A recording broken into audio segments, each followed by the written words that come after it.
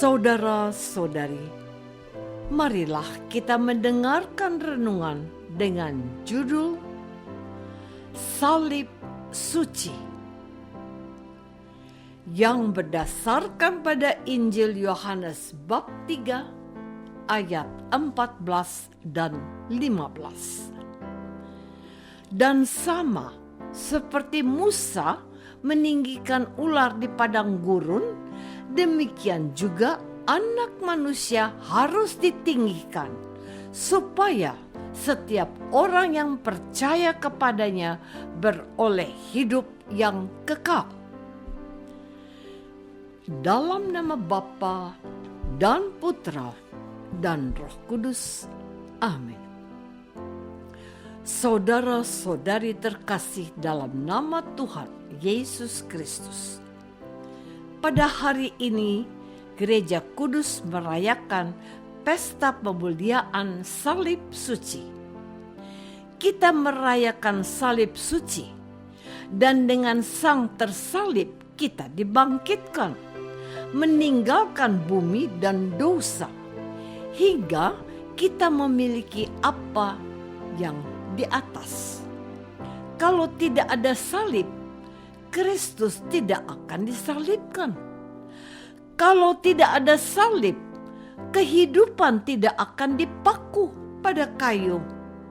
Kalau ia tidak dipaku, aliran hidup abadi tidak akan memancar dari sisinya, yaitu darah dan air. Pembasuhan dunia, ingatan akan dosa-dosa kita tidak akan dihapuskan. Kita tidak akan mendapatkan kebebasan. Kita tidak menikmati pohon kehidupan. Firdaus tidak dibuka. Kalau tidak ada salib, maut tidak dienyahkan. Alam maut tidak akan melepaskan mangsanya. Demikianlah sepenggal khotbah Santo Andreas dari Kreta yang hidup antara tahun 660 sampai 740 Masehi.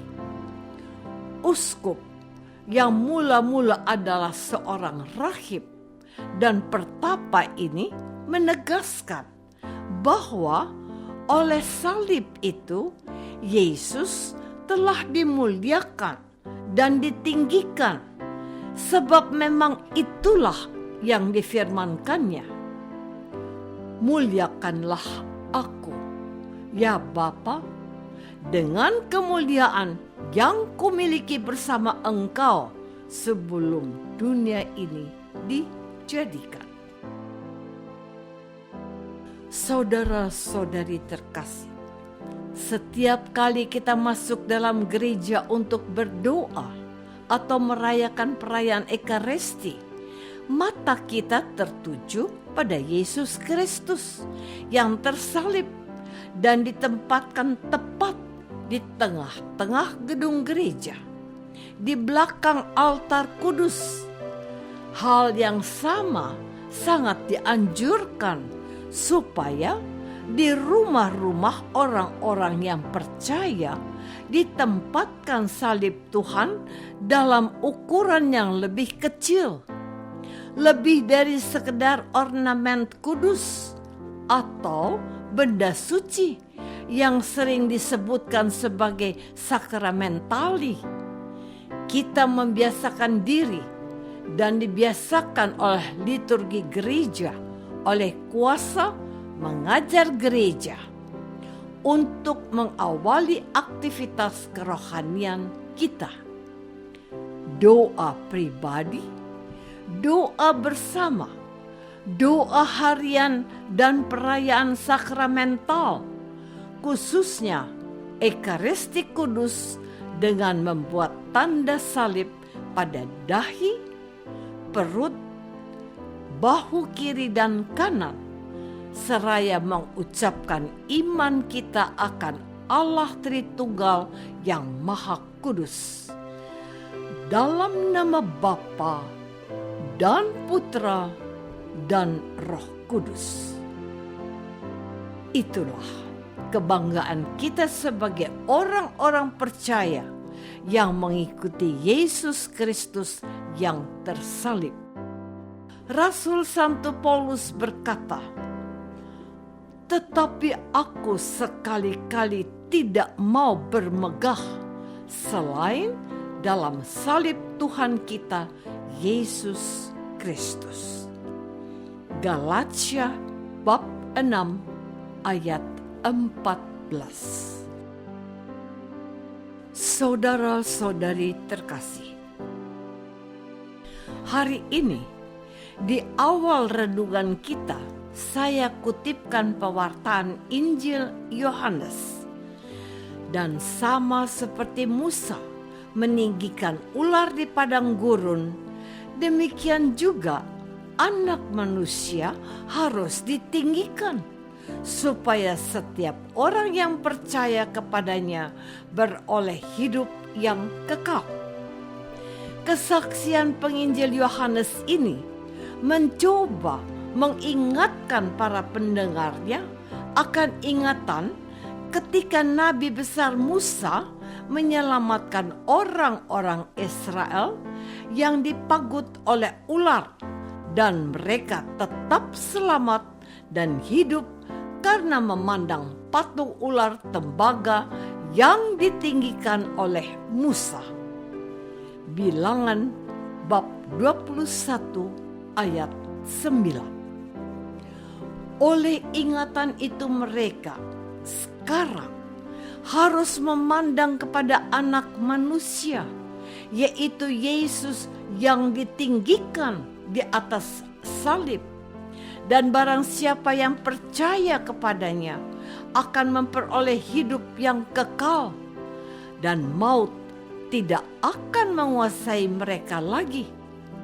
Mau dijelaskan bahwa salib yang dipandang sebagai hukuman dan aib tidaklah demikian bagi orang-orang yang percaya kepada Yesus. Bahkan dengan sangat jelas dituntut kepada orang-orang yang memilih mengikuti Yesus begini: setiap orang yang mau mengikut aku, ia harus menyangkal dirinya, memikul salibnya setiap hari, dan mengikut aku. Karena barang siapa mau menyelamatkan nyawanya, ia akan kehilangan nyawanya. Tetapi barang siapa kehilangan nyawanya karena aku, ia akan menyelamatkannya. Lukas bab 9 ayat 23 dan 24. Saudara-saudari terkasih, menjadi pengingat bagi kita yang mendengarkan firman Yesus pada hari ini, bahwa percaya dan bangga pada Yesus yang tersalib adalah anugerah yang menghasilkan keselamatan abadi, yaitu hidup yang kekal bersama dengan Allah. Maka habitus dan pernyataan iman kita dan dirayakan oleh liturgi Gereja Katolik setiap hari dengan membuat tanda salib di awal aktivitas hidup kita, khususnya dalam aktivitas kerohanian, menjadikan kita pribadi yang penuh penyerahan kepada kasih Allah dalam Yesus Kristus yang tersalib. Apa gunanya seorang memperoleh seluruh dunia, tetapi ia membinasakan atau merugikan dirinya sendiri? Sebab barang siapa malu karena aku dan karena perkataanku, Anak Manusia juga akan malu karena orang itu. Lukas bab 9 ayat 25 dan 26a. Jadi, sekalipun bagi orang lain salib adalah tanda penghinaan dan aib yang memalukan. Bagi kita yang percaya, salib adalah kebanggaan serta sumber kehidupan bagi kita yang mengandalkan Yesus yang telah menderita dan wafat untuk kita orang yang berdosa. Tuhan Yesus sudah dimuliakan Allah oleh peninggiannya di atas salib. Kita pun ambil bagian dalam kemuliaannya kalau kita siap mengikuti Dia dan memikul salib kita setiap hari.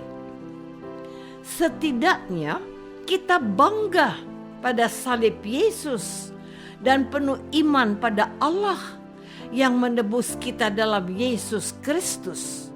Setiap kali kita membuat tanda salib dengan hormat dan kesadaran penuh akan kasih Yesus yang menyelamatkan.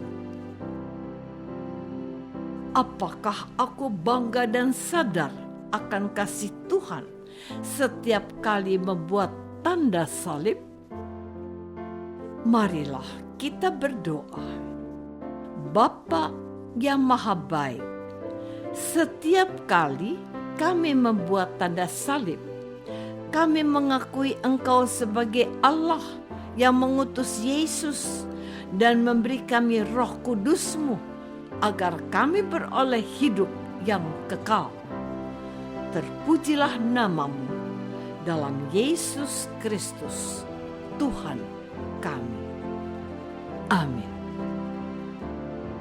Semoga kita semua selalu dinaungi dan dibimbing oleh berkat Allah yang Maha Kuasa.